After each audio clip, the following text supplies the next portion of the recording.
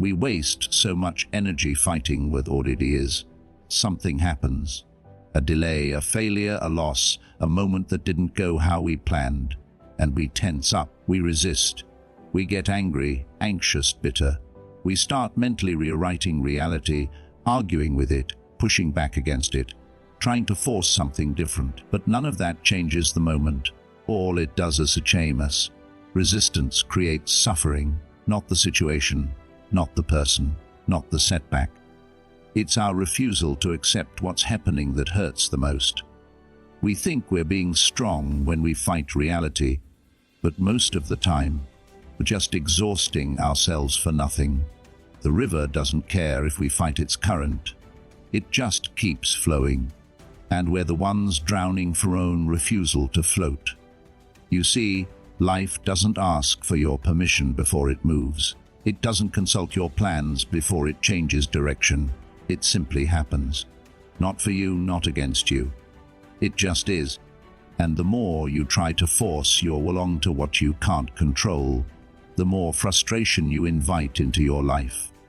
That meeting that didn't go the way you rehearsed it, that person who walked away, that dream that didn't arrive on your timeline. Those things sting, they hurt. And it's okay to feel that. But what we can't do is stay locked in combat with what already happened. Because there's no winning that battle. There's no victory in resistance. Only tension, only delay, only suffering. So many people live in a constant state of inner war. They carry around resentment for things they can't change. They replay moments, reimagine arguments, try to bend the past in their minds. But the past is already written. You can't edit what's done. You can only choose how you carry it forward. Acceptance doesn't mean you like what happened. It doesn't mean you approve of it. It just means you stop pretending you're in control of what you're not. It means you trade illusion for truth, and that's where peace begins. Look around you. Nature doesn't resist. A tree doesn't complain when the wind bends it. The ocean doesn't rage at the moon pulling its tides. Nature flows, it adjusts, it adapts, and it endures because of that. We think forcing things makes us strong, but real strength is in the ability to let go, to stop gripping so tightly onto what you think you should be and deal clearly with what you is. You can still have direction without resistance. You can still have purpose without force. Flowing doesn't mean you're passive. It means you're smart enough to stop bleeding energy on things you cannot change. It means you move with life instead of against it. We're all going to be tested. We're all going to face moments we didn't ask for. But in those moments, the question is not, why is this happening to me? The question is, what now? What can I do with this? How do I respond with clarity, not chaos? Because resistance traps you, but response frees you. That's the shift. That's where suffering ends. Not by changing everything around you, but by changing how you carry it. You stop asking life to be fair, and you start asking yourself to be ready. Ready to bend without breaking.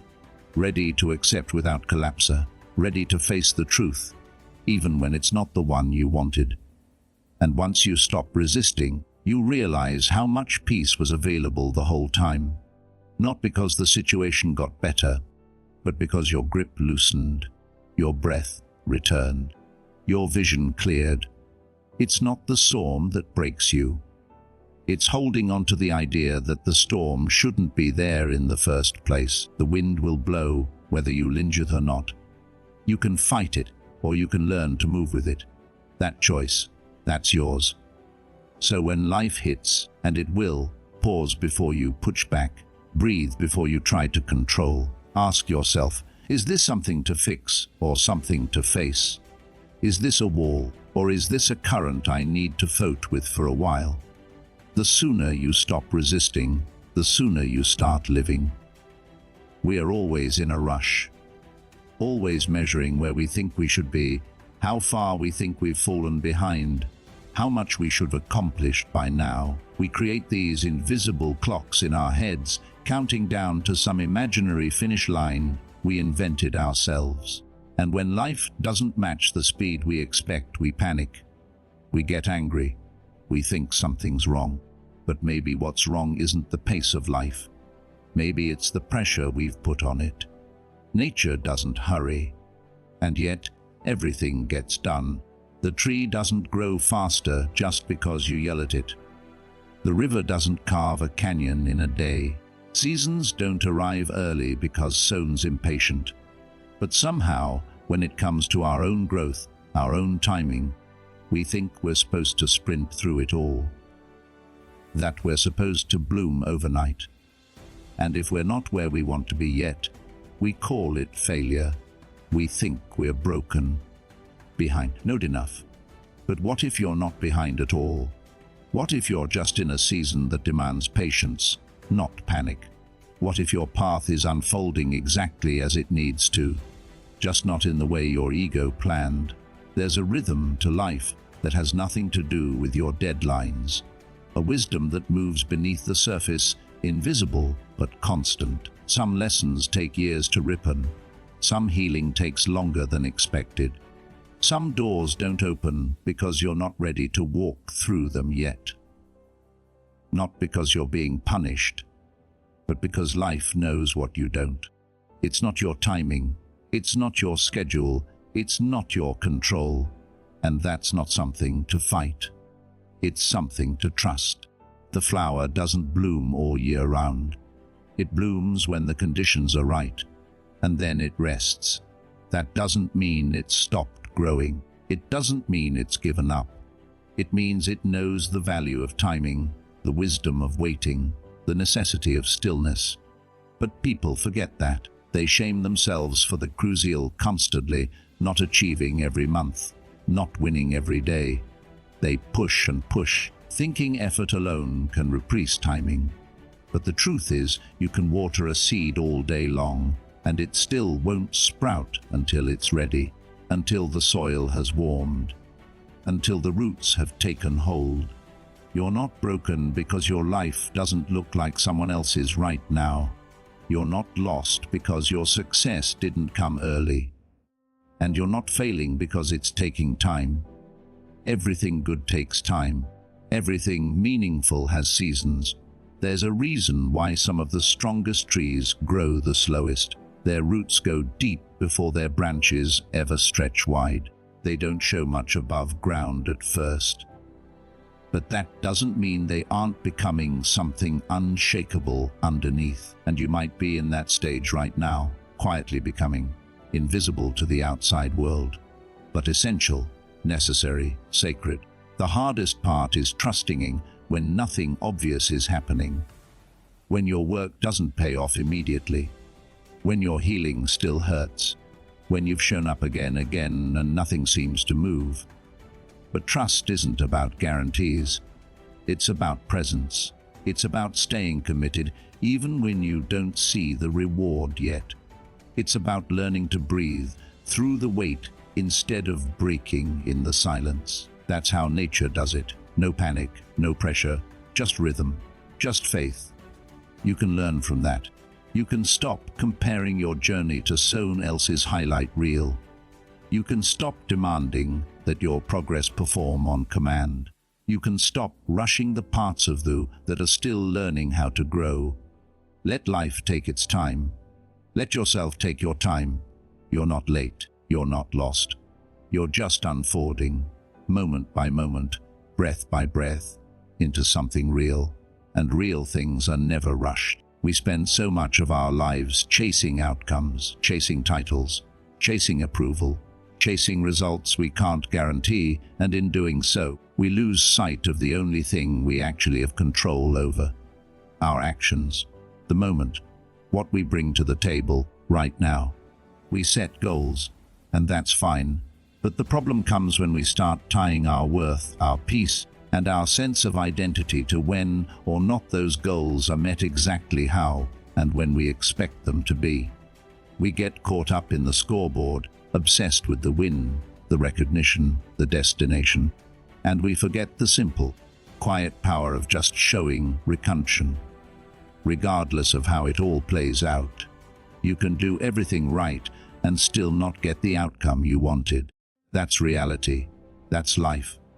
You can prepare, commit, sacrifice, and pour your heart into something, and the world might still respond with silence. No applause breakthrough, no obvious reward. So then what? Was it all a waste? No, not if you showed up with discipline, not if you gave your best, not if you kept your integrity intact. Because that's the part that's yours. The effort, the intention, the action. That's where your power lies, the outcome. That belongs to life. We get hurt not just because we care, but because we cling. We grip tightly to how we think things should turn out, and when they don't, we crumble. Not because we failed, but because we attached our identity to the result. But you are not your results. You are not your titles. You are your wins, and you are not your losses. You are the person who keeps showing up regardless. There's a kind of peace that comes when you stop obsessing over what isn't yours to hold. When you stop begging life for focus and start focusing on the one thing you can truly own: your behavior, your choices, your character. You can't control who applauds.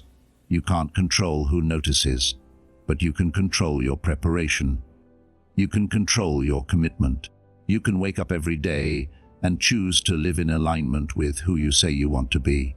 When you do that, something changes. The pressure fades. You stop performing for validation and start living from a deeper place. A place of meaning, not just measurement. A place where your effort is the reward, where your peace doesn't depend the outcome because you know you already gave your all. That doesn't mean you stop dreaming. It doesn't mean you don't want to win. It just means those things don't own you anymore.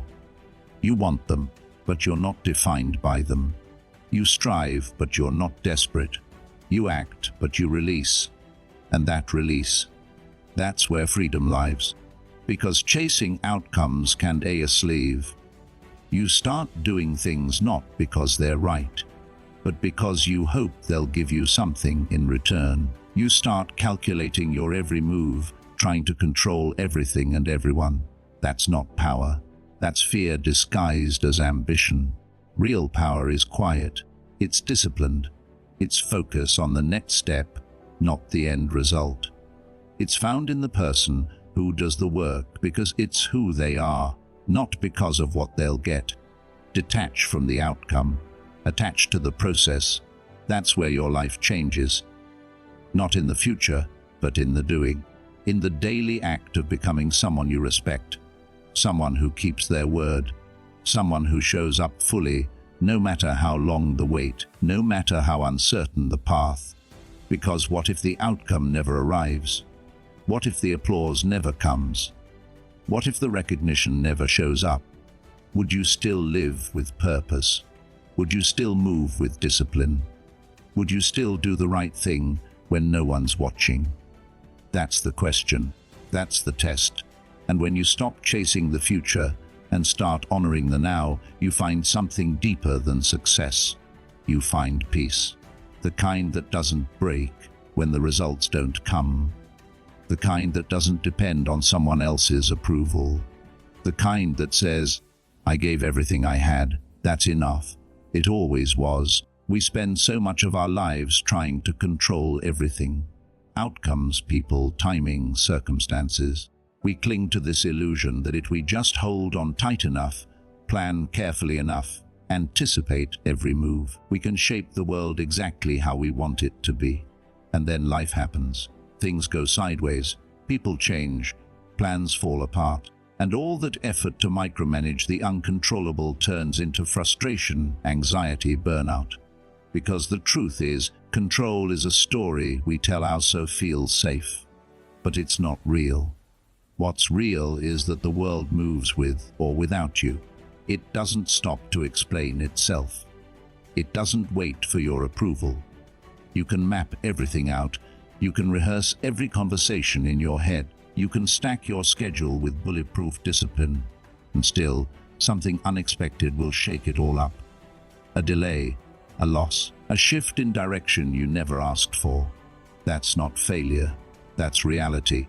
And trying to control it is like trying to hold back the tide with your bare hands.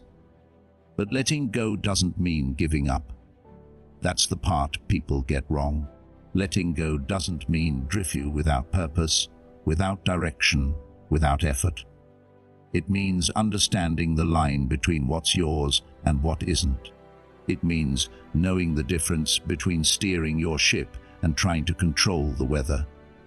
You are not in control of the wind. You are not in control of the waves. But you are in control of the direction you set. You are in control of how you respond, how you show up, how you navigate the storms. That's your compass, your values, your mindset, your discipline, your grace. You let go of trying to steer the ocean, and instead you keep your hands steady on the wheel. Life isn't asking you to force every outcome. It's asking you to stay grounded while everything moves around you. To stop fighting what's outside of you and start mastering what's inside. That's what it means to let go of control and keep your compass. That's where peace lives. Not in having everything go your way, but in knowing that no matter what way it goes, you won't lose yourself in the process. The people who struggle most are often the ones who try the hardest to control what isn't theirs to control. They get wrapped up in perfectionism, overthinking and fear. They need every step laid out, every variable accounted for. And when life doesn't cooperate, they fall apart, because their peace was conditional. Their sense of self was tied to things they couldn't guarantee. But the ones who thrive, the ones who endure, are the ones who adapt, the ones who understand that control is fragile, but presence is power. They don't waste energy trying to fix what's not theirs. They just keep moving, keep adjusting, keep aligning their actions with their values, no matter the chaos around them. And it's not easy. It takes real strength to release the grip, to stop white-knuckling every moment, to stop thinking that forcing life will make it love you more. It won't. Life doesn't reward control. It rewards clarity. It rewards awareness. It rewards the person who knows where they're going, even if they don't know how they'll get there. So don't confuse control with power. Real power is being able to stay calm when things don't go your way. Real power is knowing who you are when nothing is going according to plan. Real power is moving forward without you nitpicking every detail along the way. Let go of the need to dominate every moment. Let go of the fear that if you manage it all, it'll fall apart. The truth is, things might fall apart sometimes, but you won't.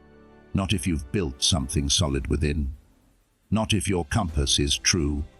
Not if you're rooted in something deeper than circumstance. Because the storm might be loud, the wind might be wild, but your direction, that's yours. Your response, that's yours. And as long as you hold on to that, you haven't lost anything that matters. Control is a myth, but clarity, that's real. We're taught from a young age that struggle is something to conquer.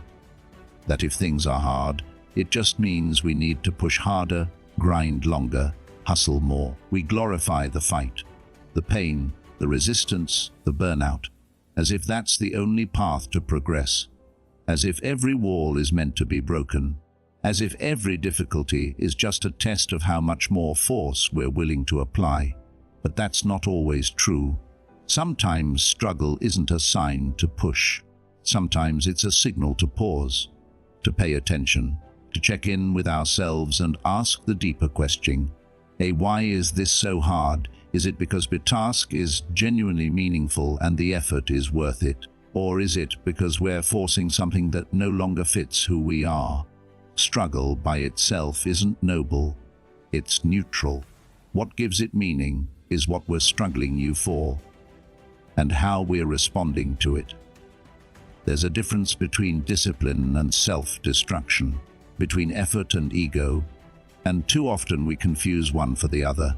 We think quitting is weakness. We think slowing down is failure.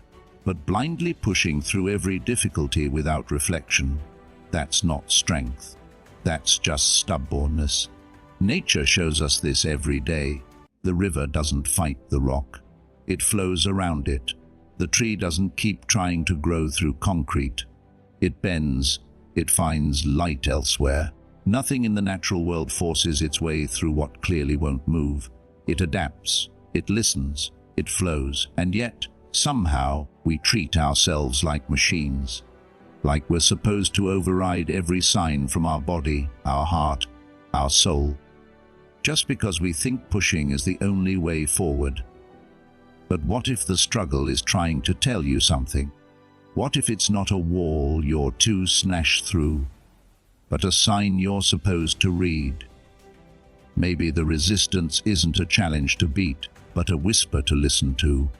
Maybe it's life's way of saying, not this way, not right now. We don't always want to hear that. Our pride gets in the way. We don't want to be seen as the one who backed off, who changed direction, who chose rest over intensity. But how much suffering comes from that ego? How many people burn themselves out chasing something they no longer even believe in? Just because they're afraid of what it would mean to stop. There's wisdom in knowing when to step back. There's clarity in recognizing that just because something is hard doesn't mean it's right. Yes, discomfort can be part of growth, but not all growth requires pain, and not all pain is a path worth following. The key is self-awareness. It's being honest with yourself in the middle of the struggle and asking, is this aligned with my values? Is this how I want to live? Or am I just stuck in motion, addicted to the grind, afraid of what stillness might reveal? Sometimes the bravest thing you can do is pause, not quit. Pause, reflect, shift your weight. Ask if the mountain you're climbing is even yours to climb. Because if it isn't, no amount of effort will make the summit feel like home. You're allowed to change course. You're allowed to adjust. You're allowed to say, this isn't it, and move in a direction that brings you peace, not just pressure. That's not failure. That's maturity. That's wisdom. That's strength. The kind that doesn't need noise or validation to be real. Struggle will find you in life. That's inevitable, but you get to choose how you meet it. Not every battle is worth fighting. Not every challenge is a call to arms. Sometimes, the most powerful move is to walk away with your peace intact. Push when it's right. Fight when it matters. But never forget, not every closed door needs to be kicked down.